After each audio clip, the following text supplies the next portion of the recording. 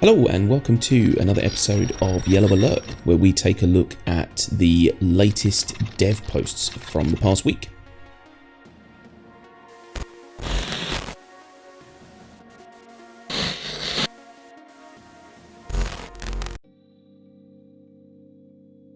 So first up, we've got a post from Chad McKinney. So this is an answer to the question, what happened with ICash? So Marcus Arts has asked, in May, Chad McKinney wrote, at this point, I think ICash Global Persistence Tier 1 will land before the end of the year, but I don't want to specify exact dates. And then 4 months later, he wrote, we've made great progress on ICash and are hoping to have it in a live build by Q2 of next year. So he was basically asking what happened. So Chad McKinney wrote, when I wrote that, perhaps somewhat optimistically, that was indeed a reflection of the current predicted schedule for ICash and global persistence.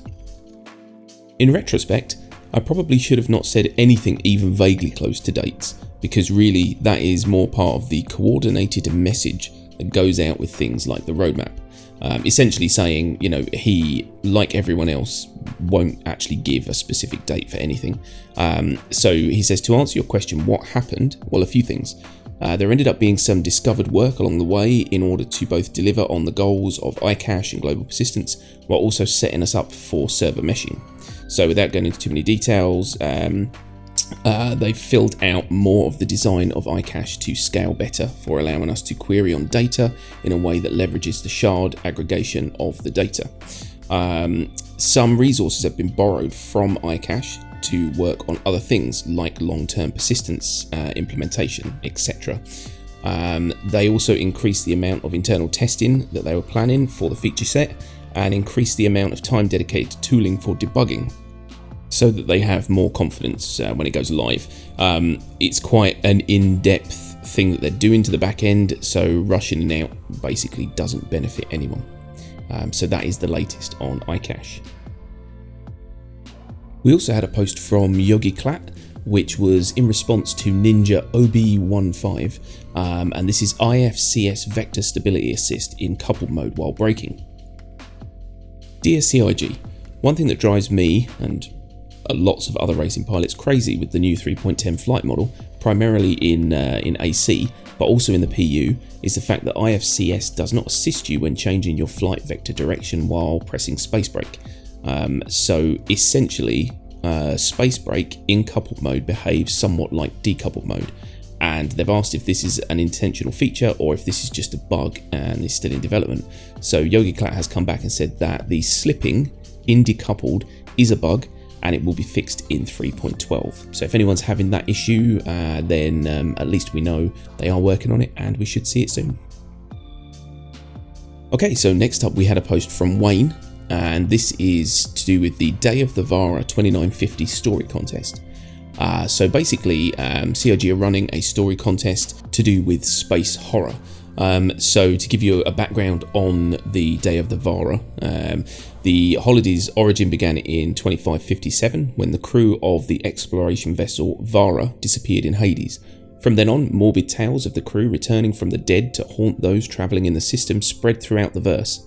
Usually, the ghosts sabotaged the ship, draining vital systems or leading it far off course, or methodically haunting living crew members until someone went insane and vented the ship. Other stories focused on scavengers or scrappers entering derelict ships to find them filled with frozen bodies that came alive when least expected. Stories playing on the supernatural and fears of space travel are still a major part of the Day of the Vara. So basically, to celebrate the Day of the Vara, they're giving people the opportunity to write a short story. So the rules for this story are basically maximum length, 3,600 keystrokes including spaces. Language must be English, one submission per person. Must be limited to a spooky space travel related theme taking place in the Star Citizen universe, and the submissions end on October 27th. So what they're going to be looking for is tension, creativity, and adherence to the rules. If you do take part in this, you do have the opportunity to win a Anvil Aerospace F7CS Hornet, Ghost in-game standalone ship, Aegis Dynamics Retaliator Bomber in-game, and an Aegis Dynamics Reclaimer in-game. So all with LTI, definitely worth taking a look. So next up we had a post from Ulf, and it's a digital goodies pack for new backers. So basically, many players who have joined the verse over the last couple of days have been kind of reaching out and saying, hey, why didn't I get my free digital goodies pack for Star Citizen's birthday? So because they don't want to exclude anyone, essentially what they're going to now do is on November the 2nd, they're going to distribute the digital goodies pack again to all backers who joined throughout October. So if you joined in October and you are now a new backer, then you will receive one of those digital goodies packs. So that's cool. So we've got a bug hunt next, a post from Balor of Red, and this is asking anyone who is plagued with the missing Moby Glass after changing armor problem to let them know, basically. So they're looking for help gathering information on this bug. So if you have it, then obviously if you can reply to the thread, what armor you were wearing and what armor you were changing into, and if possible a video, which would be useful. So yeah, if you're having that bug, then definitely let Balor of Red know, and hopefully they can fix it. Okay, and finally we had a post from Molly, which is the roadmap roundup for October 16th, 2020. And as you know, it's very important to kind of keep everyone apprised of the changes to the roadmap. So, you know, this is one of our favourite parts. So the notable changes for October 16th are none. There you go. So that is all of the notable changes for October 16th, 2020.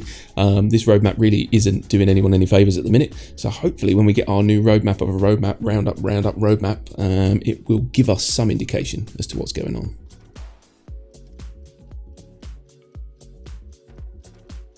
And that is it. So that is all of the sort of most recent posts from the devs.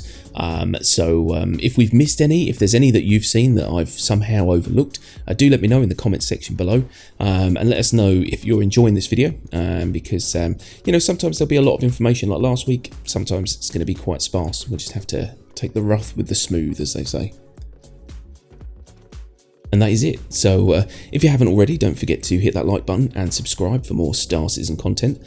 And don't forget to jump over to our Discord if you want to have a chat about any of these posts, any of our Spectrum Drama stuff, anything game related, or just general life shenanigans. We'll always like to hear from you. So thanks everyone very, very much for watching, and we will see you again in the week. Bye bye.